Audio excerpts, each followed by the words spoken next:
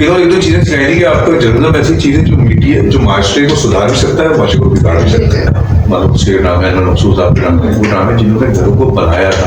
اور انہوں نے گھر میں آداب احترام، ماں باپ کے سامنے کیسے بیٹھنا ہے، کون سی بات بہن کے سامنے کرنی ہے نہیں کرنی. یہ ایک جنگ ہے، میڈیا وار ہے. ایک جنگ وہ ہے جو جنگ ہم میدانوں میں لڑتے ہیں، میزائلوں کے ذریعے، جہازوں کے ذریعے لڑتے ہیں. لیکن اب نظریات کی جنگ ہے. اب وہ جنگ ختم ہو گئی ہے، اب نظریاتی بنیادوں میں لڑکیاں ہو گئی ہیں. ایجوکیشن سیکٹر کے بارے میں میڈیا میں کوئی خبر نہیں ہوتی. ہم کوئی ایسا ڈرامہ نہیں دیکھتے جس میں بتایا جا رہا ہو کہ ہمارے پاس کوئی ایسے بچے قوانین نافذ کیے جاتے ہیں. قوانین ترغیب سے نہیں ہوتے، نافذ کیے جاتے ہیں. سیدنا عمر رضی اللہ تعالیٰ نے پوری زندگی ہمیں بتاتی ہے کہ قوانین نافذ کیے ہیں. میڈیا کے اوپر اسی لیے انویسٹمنٹ ہو رہی ہے کہ میڈیا کے ذریعے پوری کلچر کو ختم کر دیا جائے. وہ جو ایک مسلمان امت کا تصور تھا، اس امت کے تصور کو ختم کر دیا جائے. جی بسم اللہ الرحمن الرحیم. میں ہوں میرا نساء خانم. آپ دیکھ رہے ہیں MHS speaks. MHS speaks MFM production کا ایک پروگرام ہے جس میں ہم مختلف موضوعات پر ویڈیوز بناتے ہیں. اور آج کی اس ویڈیو کا ہمارا موضوع ہے میڈیا اور اس کے معاشرے پر پڑنے والے اثرات اور ایک صحافی کی ذمہ داریاں. آج ہمارے ساتھ موجود ہیں مصطفیٰ حبیب صدیقی جو MFM پروڈکشنز کے CEO ہیں اور ایک سینئر جرنلسٹ ہیں. تو آئیے ان کے ساتھ بات کرتے ہیں. ہمارا پہلا سوال یہ ہے کہ سر آپ تھوڑا سا MFM پروڈکشنز کے بارے میں بتائیں، اور آپ کی صحافت کی ایک بہت طویل جرنی رہی ہے، تو تھوڑا سا اپنی اس جرنی کے بارے میں بتائیے گا. چلیں، بہت شکریہ مولانا صاحب کا. سب سے پہلے تو آپ نے اتنی طویل اتنی زور سے بولا کہ ایسا لگ رہا ہے کہ میں 1901 کا آدمی ہوں اور میں نے 70-80 سال صحافت میں گزار لیے. تو ایسا نہیں ہے. میرا 27-28 سال ہو گئے جرنلزم میں مجھے، اور بہت سینئر لوگوں کے ساتھ میں نے کام کیا ہے. الحمدللہ یہ اللہ تعالیٰ کا بہت بڑا احسان ہے کہ اللہ تعالیٰ نے ہمیں اسے کام کرنا سکھایا مجھے، جو میرے محسن ہیں. اور میں ہمیشہ ان کا ذکر کرتا ہوں، ہر جگہ کرتا ہوں، جنہوں نے مجھے سکھایا. اس میں جنگ اخبار میں سب سے پہلے گیا ہوں، جنگ لندن میں 95 میں. اور وہاں مجھے محمد جماعی عزیز جو جنگ لندن کے ایڈیٹر ہیں، ابھی ریٹائر ہوئے، ان کی سرپرستی میں کام کرنے کا موقع ملا. ان کا احسان ہے کہ انہوں نے مجھے وہاں نوکری دی. مجھے کچھ بھی نہیں آتا تھا، ایک لفظ لکھ نہیں سکتا تھا میں، انہوں نے وہاں لکھوایا بھی. تو آج تک میں ان کے لیے دعا کرتا ہوں.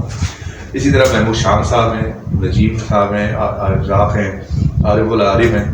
میں وہاں رہا. اس کے بعد ARY نیوز میں کام کرنے کا موقع ملا مجھے. وہاں میں تقریباً 2-2.5 سال کام کیا مختلف جگہوں پہ، پب ایڈیٹر، نیوز ایڈیٹر اور اسائنمنٹ ایڈیٹر کے طور پہ. محمد عباس صاحب کے ساتھ بھی کام کرنے کا موقع ملا. پھر آج نیوز میں نیوز پروڈیوسر کے طور پر رہا. اور اس کے بعد پھر میں سعودی عرب چلا گیا. وہاں کی SA2 چینل ہے سعودی عرب کا، اس میں ایز اے نیوز ایڈیٹر کام کرنے کا موقع ملا مجھے 2 سال. اور ہم نے چینل وہاں لانچ کیا، اردو چینل ہم نے لانچ کیا تھا ہمارے. اور الحمدللہ اللہ تعالیٰ کا احسان ہے. میں کہتا ہوں کہ پھر مجھے اردو نیوز جدہ میں آفر آ گئی اور میں اردو نیوز جدہ چلا گیا. تقریباً 5 سال میں اردو نیوز جدہ میں رہا اور وہاں ایز اے ایڈیٹر کام کیا. پاکستان واپس آ گیا 2017 میں، اور پھر دنیا اخبار میں as a editor forum join کیا میں نے. اور آخر میں جب ریزائن کیا تو ایڈیٹر تھا دنیا اخبار کا. اور آج کل میں عمر ڈیجیٹل سے وابستہ ہوں. لیکن اس پوری جرنی میں میرے وہ استاد جنہوں نے مجھے سکھایا، اور میں آپ لوگوں سے بھی کہتا ہوں کہ استادوں کو ہمیشہ یاد رکھیں، ان کا احسان اس میں ہمارے صاحب جن کا میں نے نام لیا ہے. اگر یہ لوگ نہیں ہوتے تو میں آج یہاں نہیں ہوں. بہت زبردست آپ نے بتایا. اچھا، میرا اگلا سوال یہ ہے کہ ایز اے جرنلسٹ ہم لوگوں کی کیا ذمہ داریاں ہیں جس سے معاشرے میں ہم لوگ تبدیلیاں لا سکتے ہیں، یا کیا میڈیا کے کوئی نقصانات ہیں؟ تو تھوڑا سا اس بارے میں بتائیے گا. اچھا دیکھیں، میں جب جنگ اخبار میں گیا تو میں نے ایک چیز سیکھی، اور میں نے کہا نا کہ اپنے استادوں سے بہت کچھ سیکھا. میں نے انہوں نے ایک بات بتائی تھی مجھے جب میں ماسٹرس کر رہا تھا، میں جرنلزم کر رہا تھا. اس بھی سر توصیف تھے، سر ولی مغل تھے، ڈاکٹر طاہر مسعود. انہوں نے ایک دو چیزیں سکھائی تھی کہ آپ کا جرنلزم ایسی چیز ہے جو میڈیا جو معاشرے کو سدھار بھی سکتا ہے، معاشرے کو بگاڑ بھی سکتا ہے. آپ کا لکھا ہوا. اور لیکن ایک اور استاد تھے ہمارے زبیر منصوری، انہوں نے ایک بات کہی تھی جو میرے دل میں مطلب ایسی ہے جو آج 28 سال بعد بھی نا وہ لفظ نکلا نہیں. تو میں چاہتا ہوں زبیر بھائی اگر سن رہا ہوں تو میں آپ کو شکریہ ادا کرتا ہوں. آپ نے ایک بات کہی تھی. انہوں نے میں نے ان کے ساتھ ایک کورس کیا تھا کراچی یونیورسٹی جرنلسٹ کے تحت، ایڈوانس جرنلزم کا. اور اس میں انہوں نے ایک بات کہی تھی کہ یار جس فیلڈ میں تم جا رہے ہو نا، وہ فیلڈ ایسی ہے جو تمہیں جنت میں بھی لے جا سکتی ہے اور دوزخ میں بھی لے جا سکتی ہے. اب یہ تمہارے اوپر ہے تمہیں کہاں جانا ہے. تو میں نے کہا یار یہ پتہ نہیں کیا بات کر رہے ہیں. ہم تو صحافت میں آتے ہیں کہ پولیس والوں کو دھمکیاں دے گی، کیا طریقہ ہو گیا. لیکن جب ہم ایسے آگے بڑھے تو میں اندازہ ہوا کہ وہ جو میرا لکھا ہوا جب معاشرے کا اثرات ڈال رہا ہے اچھے، اور میرا لکھا ہوا معاشرے برا اثرات ڈال رہا ہے، تو میری جنت دوزخ کا فیصلہ ہو رہا ہے. تو آج تک میں نے اس چیز کو سامنے رکھا ہے.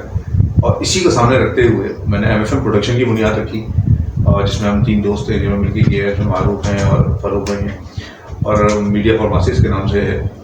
اور اس میں ہم MFM پروڈکشن میں ہمارا مقصد یہی ہے کہ ہم سوشل ٹاپکس پہ اور ایسے ٹاپکس پہ بات کریں جو معاشرت کی اصلاح کا کام کر سکیں، اور جلدم میں سنسنی خیزی کو دور رہنا ہے. اچھی باتیں کرتے ہیں، ہم اچھی باتیں کرنے والے ہیں. بالکل. اچھا، تو اسی کے ساتھ ہمارا ایک اور سوال یہ ہے کہ آج کل ہم دیکھتے ہیں کہ میڈیا کا جو ہے بہت زیادہ انفلوئنس آج کل زیادہ تر بچوں کے اوپر، نوجوان کے اوپر، اور ہم دیکھ رہے ہیں کہ کس طریقے سے پاکستان کے ڈراموں میں بہت چینج آ گیا، ان کی پلاٹس میں، ان کی اسٹوریز میں، وہ جس تھیم کے اوپر بنے ہوئے ہیں. تو آپ کے خیال میں میڈیا ڈراموں کے ذریعے کیا اثر ڈال رہا ہے لوگوں پر، بچوں پر؟ سوال بہت زبردست آتا ہے. دیکھیے میڈیا تو بہت عرصے سے اثر ڈال رہا ہے نا. جی ٹھیک ہے. جب آپ تو پیدا بھی نہیں ہوئی، جب ہم بچپن میں دیکھتے تھے تو جب بڑے ہو گئے انڈین ڈرامے، انڈین فلمیں دیکھا کرتے تھے. ایک دور تھا کہ وہ ڈش انٹینا اور وہ بندہ اوپر چڑھا رہتا تھا، اوپر سے وہ انٹینا گھما کے بتاتا تھا اور نیچے والے کہتے ہاں آگے آگے رہتا ہے نا. تو وہ تو آپ نے دیکھے ہی نہیں. میڈیا ایسا تھا کہ وہ جو اس وقت ہم اینٹینے گھما کے دیکھا کرتے تھے، وہ میڈیا پاکستان کے اندر اثر ڈالا تھا، اور ہماری شادی بیاہ کے رسومات میں انڈین کلچر ہمارے اندر آ رہا تھا. اور وہ اس صورت میں آ رہا تھا جس صورت میں ہمارے یہاں اس وقت دیکھنا مشکل تھا. چند گھر دیکھتے تھے، مطلب 4-10 گھر ہیں تو ایک دیکھ رہا ہے. وہ لیڈ لگا کرتی تھی گھروں میں، رات میں سب ایک لیڈ پھینکا کرتے تھے، وہ ہینگر لنگر کی طرح کم کر بیٹھتے تھے اور پھر لیڈ ہوتی تھی. اس نے پورا کلچر چینج کر دیا. مایوس، مہندی، ڈانس کلچر، وہ جو ہمارا ایک اسلامی کلچر ہے یا ہمارا جو پاکستانی کلچر ہے، اس سے ہمیں بالکل چینج کر دیا. اس کے بعد آ جائیں ڈسٹرکٹ کی طرف، پھر آ جائیں اس سے بھی آگے چلے گئے. اب تو انٹرنیٹ ہے تو آپ وہ ڈرامے جو کہ ہم دیکھا کرتے تھے اپنے بچپن میں، جن ڈراموں نے گھروں کو بنایا تھا، مطلب اس کے ڈرامے مخصوص آپ کے ڈرامے، وہ ڈرامے جنہوں نے گھروں کو بنایا تھا. انہوں نے گھر میں آداب و احترام، ماں باپ کے سامنے کیسے بیٹھنا ہے، کون سی بات بہن کے سامنے کرنی ہے نہیں کرنی، بھائی اور بہن کے درمیان رشتہ کتنا احترام کرے، یہ سب چیزیں.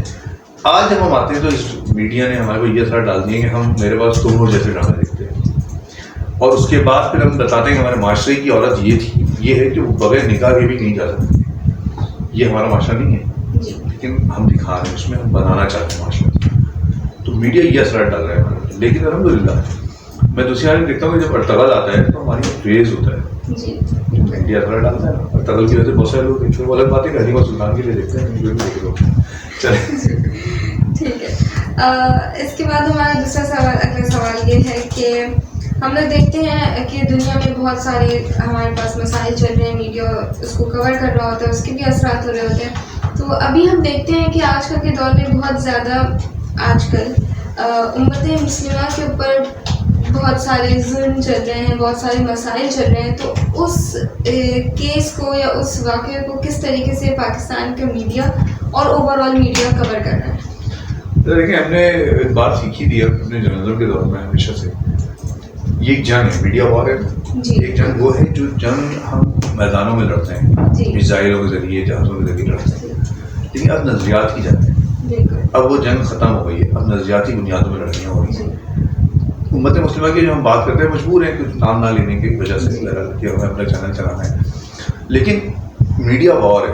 میڈیا کے ذریعے ہم ان کا ظلم جہاں دکھا سکتے ہیں، وہیں پہ ہم مظلوم کو مظلوم بھی دکھا سکتے ہیں. لیکن دوسری جانب میڈیا کو اویئرنیس پیدا کر سکتا ہے کہ جو مغربی میڈیا ہے، ہمارا اگر میڈیا کی بات کرتے ہیں، مغربی میڈیا تو اپنے گولے برسا رہا ہے.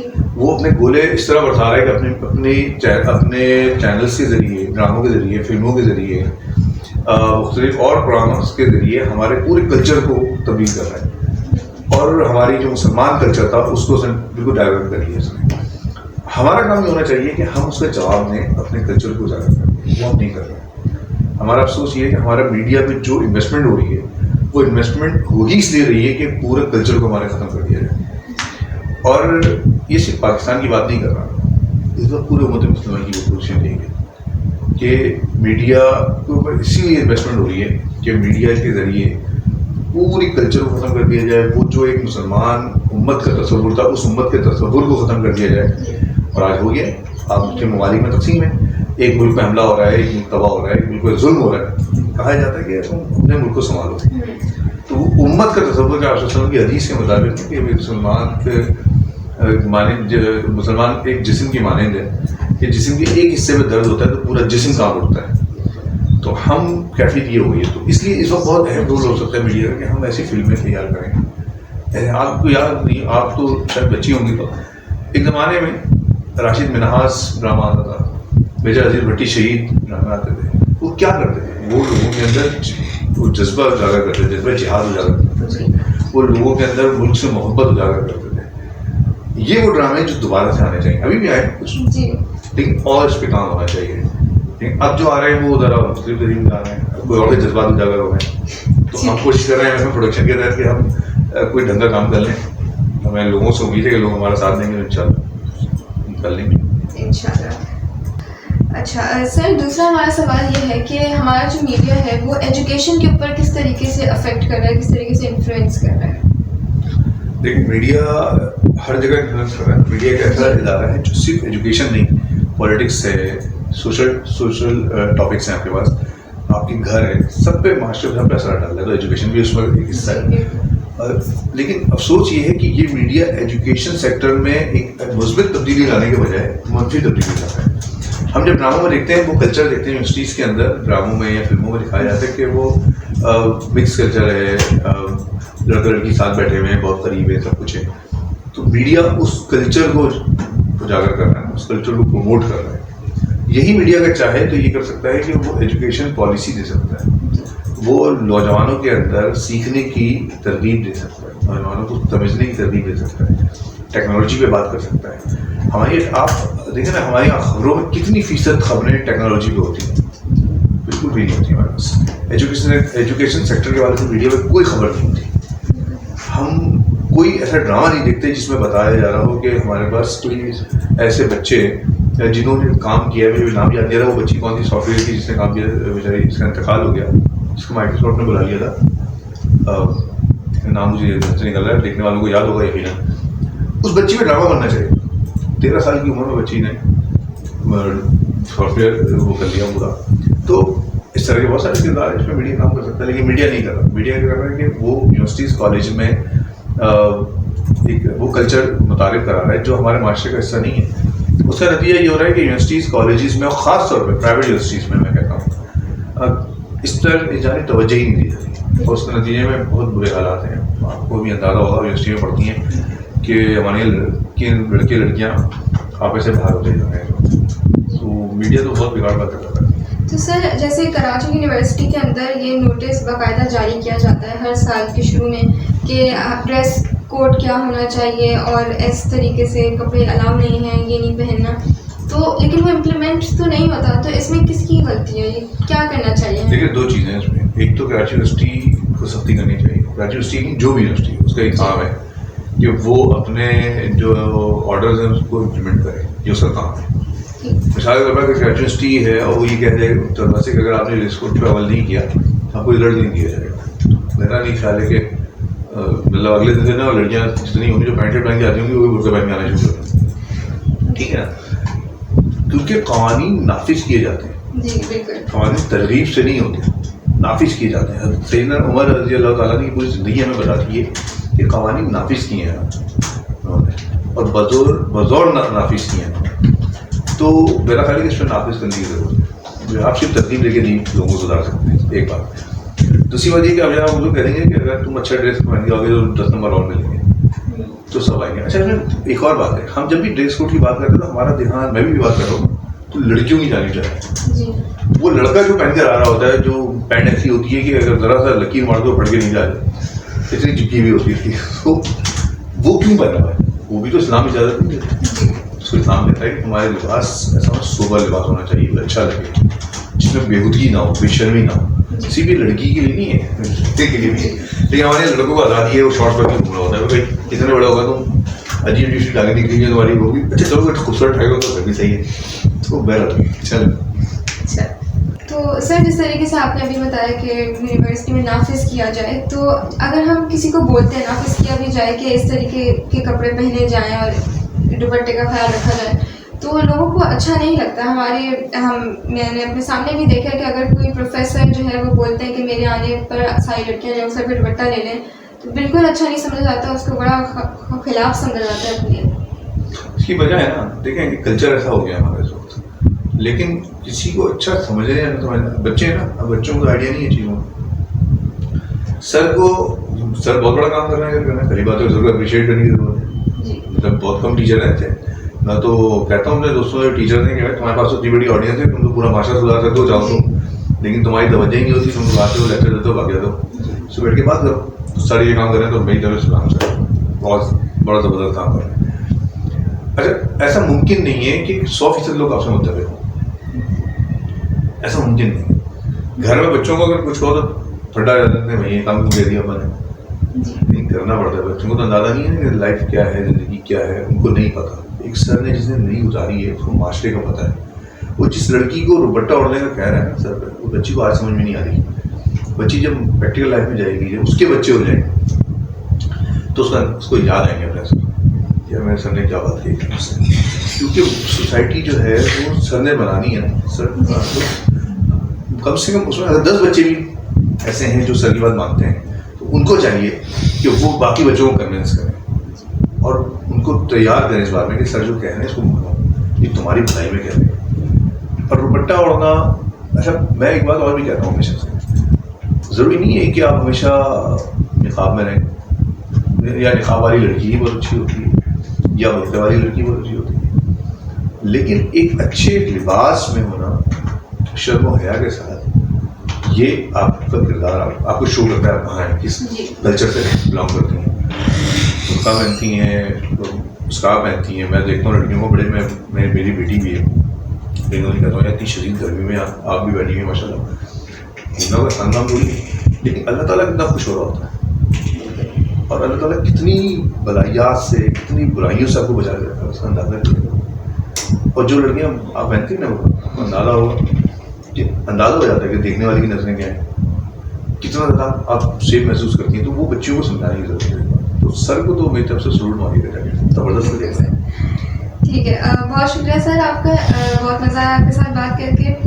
اور بہت شکریہ سر آپ کے اس وقت کا, آپ سے گفتگو کر کے بہت اچھا لگا. اور انشاءاللہ ہم ہر ہفتے آپ کے ساتھ ایک نشست رکھیں گے, اس میں مختلف موضوعات پر بات کریں گے. اسی کے ساتھ میرے نسا خانم کو اجازت دیجیے گا. MHS اسپیکس کو ضرور سبسکرائب کیے گا اور کمنٹس میں بتائیے گا آج کا پروگرام آپ کو کیسا لگا, اور اگر کوئی اختلافات یا کوئی رائے تو وہ بھی ضرور کمنٹس میں بتائیے گا. اللہ حافظ.